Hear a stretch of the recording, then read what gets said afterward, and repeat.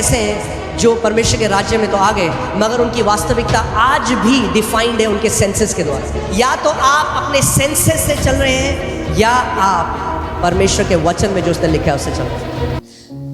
आप जानते हैं आपकी जो रियलिटी है, आपकी जो वास्तविकता है, वो आज तक आई है आपके 5 सेंसेस से, यानी आपकी 5 ज्ञानेंद्रियों से। जो कुछ भी आपकी रियलिटी है, आपकी वास्तविकता है, जो कुछ भी आप रियलिटी सोचते हैं, जैसा चाहे आप दुनिया को देखते हैं, अपने आप को देखते हैं, जो कुछ भी वो रियलिटी है, वास्तविकता है आपकी, वो आई आपके ज्ञानेंद्रियों से। जो आप देख सकते थे, जो आप सुन सकते थे, जो आप महसूस कर सकते थे, जो आप टेस्ट कर सकते थे, इसकी वजह से हमारी रियलिटी आई है। और क्योंकि हम लोगों ने शरीर में जन्म लिया, तो शरीर की ज्ञानेंद्रियों से हमने क्या है, एक शारीरिक वास्तविकता को जाना। मगर दिक्कत ये होती है कि जब हम आत्मा से जन्म लेते हैं, यूहन्ना 3 में प्रभु यीशु मसीह ने कहा, जो शरीर से जन्मा है वो क्या है, शारीरिक, और जो आत्मा से जन्मा है वो आत्मिक है। मगर जब हम आत्मा से जन्म ले लेते हैं, उसके बाद भी हमारी रियलिटी शारीरिक ही रहती है।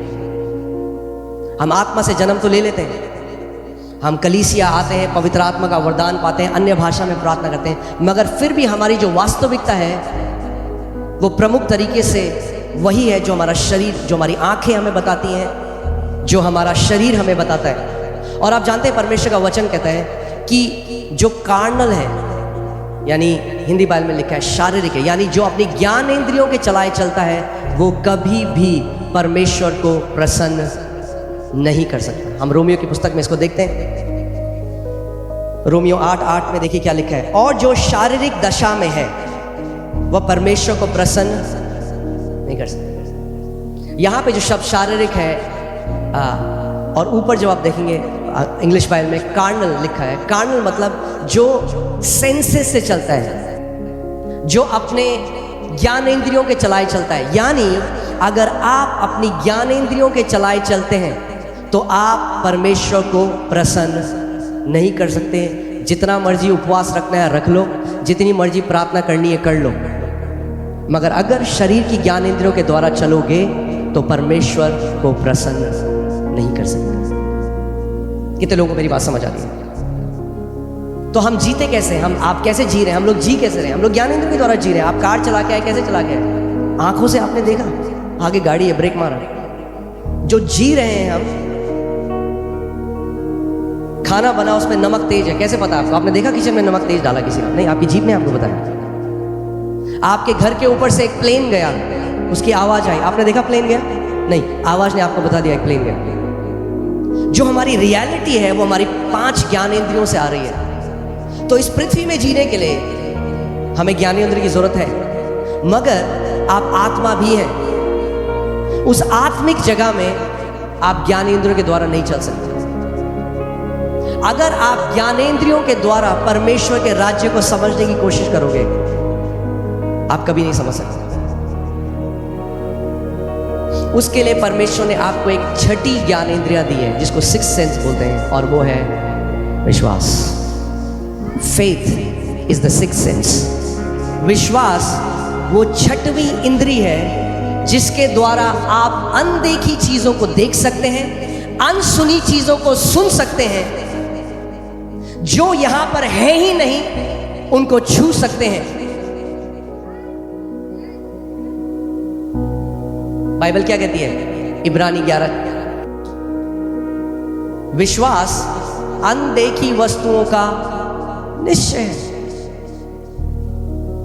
सो विश्वास क्या है? विश्वास एक 6th सेंस है, वो आत्मा का सेंस है, आपका आत्मा की ज्ञानेंद्रिय है। क्योंकि विश्वास कैसे आता है, याद है आपको? परमेश्वर ने हमें क्या दिया है? विश्वास का आत्मा। विश्वास शारीरिक नहीं है, विश्वास आत्मिक है, आत्मा से आता है।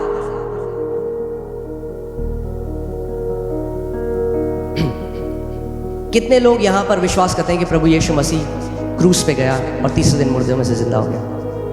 ओके, कितने लोगों ने देखा उसको जाते हुए क्रूस में? नहीं देखा। कितने लोग यहां मानते हैं कि उनका नाम जीवन की पुस्तक में लिखा गया? अपना हाथ को दिखाते हैं। क्या पढ़ा है आपने अपना नाम जीवन की पुस्तक? आप समझ रहे हैं मैं क्या कह रहा हूं? हमारा उद्धार भी विश्वास, जो ज्ञान जो आपने नहीं देखा उस पर विश्वास करके हुआ। और कई मसीह लोग क्या गलती करते हैं, उद्धार तो पा लेते हैं ऐसे, मगर फिर जब प्रभु में आते हैं तो फिर से शारीरिक चाल चलने लग जाते हैं, शारीरिक ज्ञान इंद्रियों के द्वारा चलने लग जाते हैं। देखिए यूहन्ना 20:24 से 25 हम पढ़ते हैं। थोमा एक ऐसा चेला था परमेश्वर का, और मैं चाहता हूं आप इस बात को समझें। इसमें लिखा है, परंतु 12 में से एक अर्थात थोमा जो दिदुमुस कहलाता है, जब यीशु आया तो उसके साथ न था। जब अन्य चेले उससे कहने लगे हमने प्रभु को देखा है, तब उसने उनसे कहा, जब तक मैं उसके हाथों में कीलों के छेद को न देख लूं और कीलों के छेद में अपनी उंगली को न डाल लूं और उसके पंजर में अपना हाथ न डाल लूं, तब तक मैं विश्वास नहीं करूंगा। यह है पिक्चर अनबिलीफ की। अब मैं आज आपको डेफिनेशन देता हूं अनबिलीफ की, आप समझें। अनबिलीफ कुछ भी नहीं है। अनबिलीफ वो है जब आप उसे अपने 5 इंद्रियों से देखना चाहते हैं। पहले थोमा ने कहा मैं नहीं मानूंगा ऐसा, पहले जब तक मैं देखूंगा नहीं। सुना है आपने लोगों को ऐसे कहते हुए, जब तक देखूंगा नहीं तब तक मानूंगा नहीं, दिखा दो तो मान जाऊंगा। प्रभु कहता है ऐसा विश्वास काम नहीं करता। वो कहता है मान जा तो दिखा दूंगा।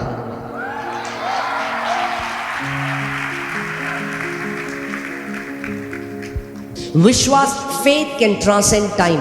विश्वास जो है, ये जो आपकी ज्ञान इंद्रिया है, ये समय में पीछे जा सकता है।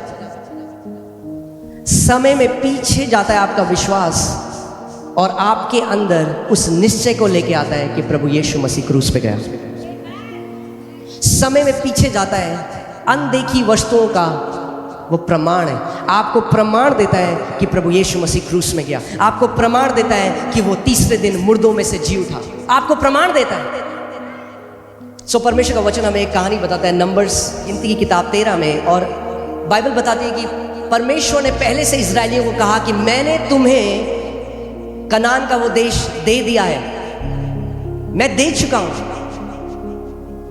ध्यान से सुनिएगा इस बात को। इसीलिए परमेश्वर की वास्तविकता और हमारी वास्तविकता अलग है। और अगर आप चाहते हैं कि आपके साथ वो हो जो परमेश्वर चाहता है, तो अपनी वास्तविकता को परमेश्वर की वास्तविकता के अधीन ले आइए।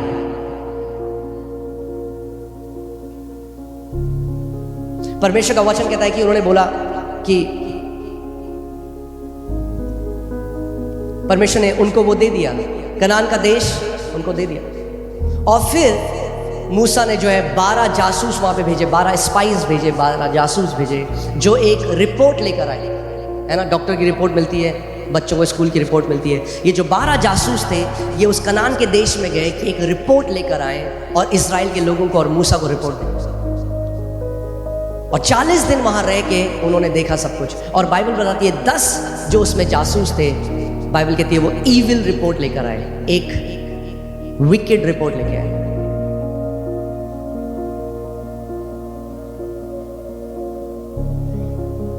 और परमेश्वर उनसे नाखुश हो। अब जो रिपोर्ट वो लेकर आए उसमें कोई गाली गलौच नहीं था, उसमें कोई गंदी बात नहीं थी। फिर परमेश्वर उसको ईविल रिपोर्ट क्यों कह रहा है, या हिंदी में क्या बोलेंगे इसको, दुष्ट, एक दुष्ट रिपोर्ट लेके आए। तो नकारात्मक नहीं, वो दुष्ट है। परमेश्वर की नजर में वो दुष्ट रिपोर्ट थी, वो ईविल रिपोर्ट थी। जबकि उन्होंने कुछ भी ऐसा गलत नहीं बोला, पर उनकी रिपोर्ट किस पे थी, अपनी ज्ञानेंद्रियों में। उन्होंने कहा ये जो दानव है वहां पर इतने लंबे और चौड़े हैं, हम तो इनके सामने टिड्डी जैसे हैं। वो भूल गए परमेश्वर ने क्या कहा था। वो अपनी ज्ञानेंद्रियों की तरह चलने लग गए, और जब वापस आए तो एक ईविल रिपोर्ट दी। और बाइबल कहती है परमेश्वर बहुत अप्रसन्न हुआ उनसे। वो गए और जब उन्होंने ईविल रिपोर्ट दी, पूरे इजराइलियों ने उनकी रिपोर्ट पे विश्वास किया। अब ध्यान से सुनिएगा, हर एक व्यक्ति जो शारीरिक है, नेगेटिव रिपोर्ट जल्दी मानता है पॉजिटिव रिपोर्ट के। एक कहावत है इंग्लिश में, उसमें लिखा है जब सत्य जो है कपड़े ही बदल रहा हो जाने के लिए, जो झूठी खबर है वो पूरी दुनिया घूम के आ जाती है।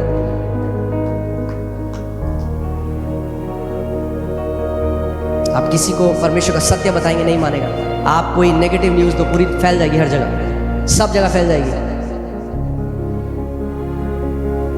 क्योंकि हम किस पे मानते हैं? अपनी ज्ञानेंद्रियों की रिपोर्ट पे। मगर परमेश्वर कह रहा है, इसीलिए यशायाह की पुस्तक में उसने कहा, किसने, who has believed our report? अरे हमारी रिपोर्ट कौन मानता है? क्योंकि जो हमारी रिपोर्ट मानता है, परमेश्वर का वचन कहता है, मेरा भुजबल उसके जीवन में प्रकट होता है।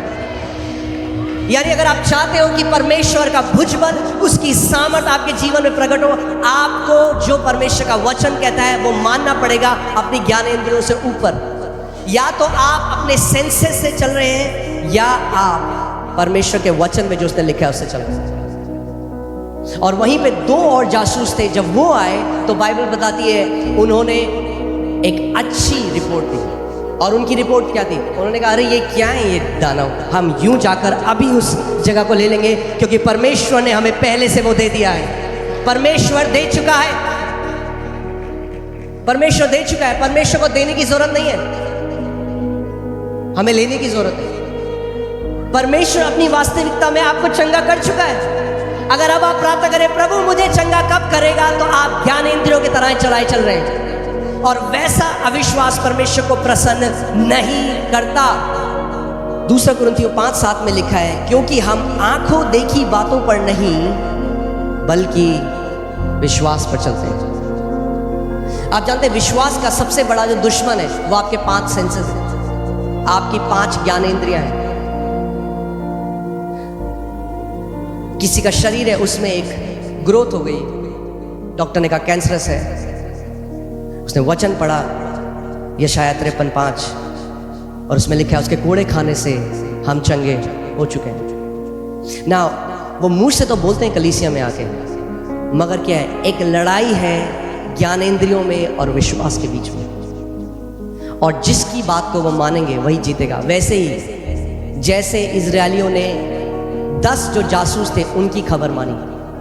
अगर आप आज यहाँ पर आए हैं और डॉक्टर ने आपको एक नेगेटिव रिपोर्ट दी है, एक लड़ाई है 2 रिपोर्टों के बीच में, एक लड़ाई है। डॉक्टर की रिपोर्ट जो कहती है आपके पास कुछ ही महीने हैं जिंदा रहने के लिए, और परमेश्वर की रिपोर्ट जो कहता है उसने कोड़े खाए और उसके कोड़े खाने के द्वारा तुम चंगे हो चुके हो।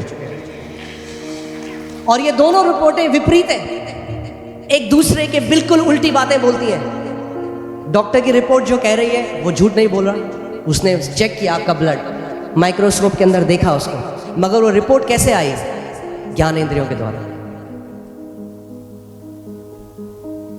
मगर इस आयाम में ऊपर एक आयाम है जो यहां को चीजों को बदल सकता है। और वहां के आयाम की एक रिपोर्ट कहती है कि जब तू पैदा भी नहीं हुआ था तो मैंने तेरे लिए कोड़े खाए, ताकि मेरे कोड़े खाने के द्वारा तू चंगा हो गया है। अब प्रभु कहता है तेरे ऊपर है, तू किस बात पे विश्वास करेगा? जो तेरी ज्ञानेंद्रियां तेरे को कहती है, दिल्ली का बेस्ट डॉक्टर कहता है, या मेरा वचन जो तेरे को कहता है? हर समय हमारे पास एक चॉइस है, निर्णय करना है कि हम शारीरिक जो हमारी आंखों ने देखा, जो कानों ने सुना, क्या हम उस पर विश्वास करेंगे, या जो परमेश्वर के वचन बोलता है उस पर विश्वास करेंगे? इसीलिए बाइबल कहती है शरीर पर मन लगाना मृत्यु को लेकर आता है। कहते कहां किया प्रभु ने हमें? अगर प्रभु ने किया होता तो ट्यूमर क्यों है? सो हम सत्य को कैसे आंक रहे हैं? अपनी ज्ञानेंद्रियों के द्वारा। हम कह रहे हैं जब वो ट्यूमर चला जाएगा तब मैं मानूंगा मैं चंगा हो गया। प्रभु कह रहा है तू मान, तू चंगा हो गया, वो ट्यूमर चला जाएगा। परमेश्वर के राज्य मसीह लोगों को विश्वास करना नहीं आता, ये दिक्कत है। इसीलिए गिड़गिड़ाते हैं, भीख मांगते हैं हमेशा। मगर जो वचन में लिखा है उसके साथ एक नहीं होते।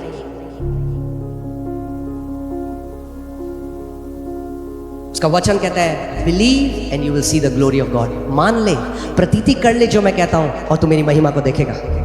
आप जानते हैं जो पुराने नियम में कनान का देश था, लैंड था, प्रॉमिस लैंड था, जिसको बोलते हैं वाचा का जो भूमि थी, जो लैंड था प्रॉमिस लैंड, वो नए नियम में प्रतिज्ञाएं, प्रॉमिसेस हैं। और जैसे वहां पर दानव खड़े थे जो उनको चैलेंज करते थे कि तुम नहीं ले सकते इसको, आज जो परमेश्वर ने प्रतिज्ञाएं करी हैं, दानव खड़े, आपकी ज्ञानेंद्रियों को यूज करता है शैतान।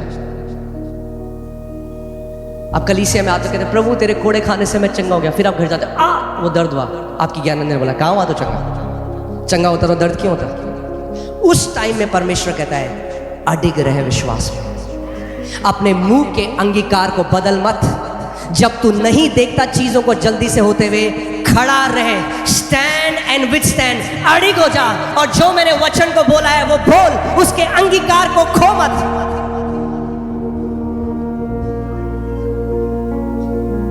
कितने मसीह लोग आप जानते हैं उनको क्या चाहिए, वो जादू चाहते हैं, जादू। राज्य में कोई जादू नहीं है, आबराकडाबरा नहीं करता परमेश्वर से। बाइबल बताती है इब्रानी 6:12 में कि विश्वास और पेशेंस के द्वारा, by faith and patience they inherited the promise. अगर आप परमेश्वर की प्रतिज्ञाओं को पकड़ना चाहते हैं तो विश्वास और पेशेंस, धीरज, विश्वास और धीरज, यानी जब आपने किसी बात को मान लिया कि परमेश्वर का जो वचन कहता है, आप खड़े हो जाओ। जब तक वो प्रकट ना हो अपने मुंह के अंगीकार को बदलो मत। जब मैं विश्वास से उसके साथ एक हो जाता हूं तो हल्की हल्की मेरे जीवन में प्रकट होने लग जाते हैं। और कितने मसीह ऐसे हैं जो परमेश्वर के राज्य में तो आ गए, मगर उनकी वास्तविकता आज भी डिफाइंड है उनके सेंसेस के द्वारा।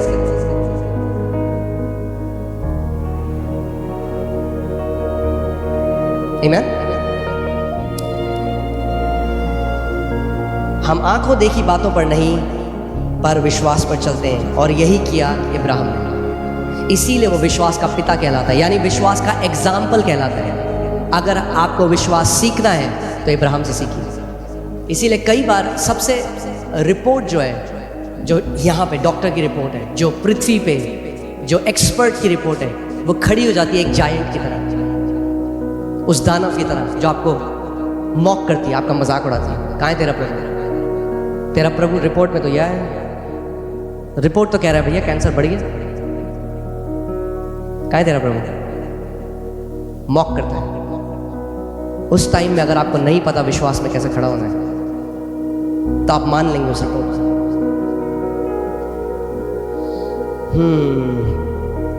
इब्राहिम ने क्या किया? इब्राहिम ने विश्वास को अपनी ज्ञान इंद्रियों के ऊपर रखा, इसीलिए विश्वास का पिता कहलाता है, इसीलिए हमारा उदाहरण बन गया। और उसके जीवन के द्वारा आप सीख सकते हो कि विश्वास कैसे कार्य करता है।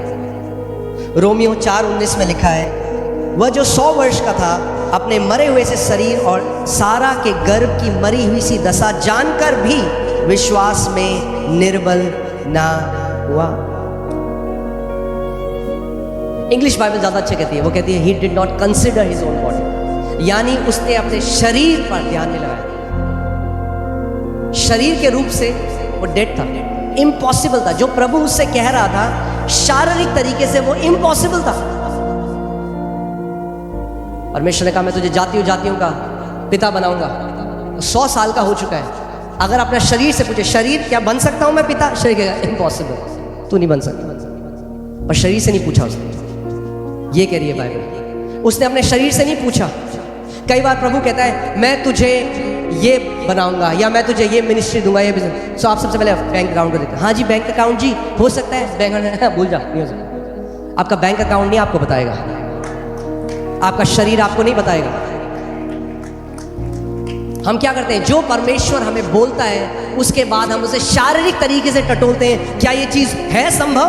और अगर शारीरिक रूप में आपको लगता है कि संभव है तो आप मान लेते हैं। मगर परमेश्वर चाहता है कि जो उसने आपको बोला है आप अपनी ज्ञानेंद्रियों के ऊपर उसको रखें और उसको मान लें। तो आज मैं आपको रोमियो 4:20 लगाइए। इब्राहिम एक तरीके से विश्वास में बलवंत हो गया, और आप और मैं भी हो सकते हैं। और ना अविश्वासी होकर परमेश्वर की प्रतिज्ञा पर संदेह किया। बाइबल, इंग्लिश बाइबल कहती है he did not become weak in faith consider, यानी वो बाइबल कहती है कि वो विश्वास में कमजोर ना पड़ा अपने शारीरिक दशा को देखकर। आप कलीसिया आए, आपने कहा आज प्रभु मुझे चंगा करे, आपके लिए प्रतिज्ञा हुई, एक वचन निकला, आपने उसको ग्रहण किया, आप घर गए खुश हो गए, मैं चंगा हो गया हूं प्रभु। आप घर गए, फिर से दर्द आया, और आप उस प्रतिज्ञा पे संदेह करने लगे। आपने कहा शायद प्रभु ने नहीं किया, शायद उस टाइम हो सकता है कि उस टाइम, लोग कहते हैं उस टाइम हमें आराम लगा था। इसीलिए कितने मसीह लोग हैं जो अपनी चंगाई खो देते हैं कुछ समय बाद। क्यों? क्योंकि शैतान चुरा ले जाता है। क्यों? क्योंकि ज्ञान इंद्रियों के द्वारा डाउट डालता है उनके अंदर, संदेह डालता है, अरे तुझे चंगा करा ही नहीं प्रभु ने, और वो अपने मुंह से उस बात को बोल देते हैं। इसीलिए परमेश्वर का वचन कहता है कि थामे रहे जो मैंने तुझे दिया है, क्योंकि कोई है जो चुराना चाहता है उसे। सो बाइबल बता रही है, जब प्रभु ने अब्राहम को बोला, आज हमारे पास उदाहरण है अब्राहम, उसके पास कोई उदाहरण नहीं था, कोई बाइबल नहीं थी उसके पास।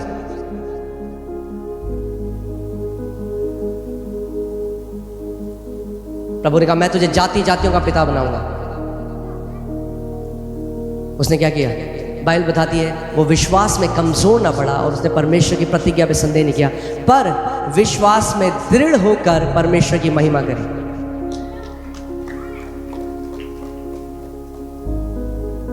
यानी जब परमेश्वर आपको कोई प्रतिज्ञा दे और आप घर जाएं और आपको वो ना दिखाई दे और शैतान डाउट डालने की कोशिश करे, अपना पूरा ध्यान उस समय प्रभु को लगाओ, बोलो प्रभु तू सच्चा है, तेरा वादा सच्चा है, तेरी प्रतिज्ञा सच्ची है। यीशु तूने कहा स्वर्ग और पृथ्वी टल जाएगा पर तेरे मुख से निकले हुए वचन का एक बिंदु भी ना टलेगा।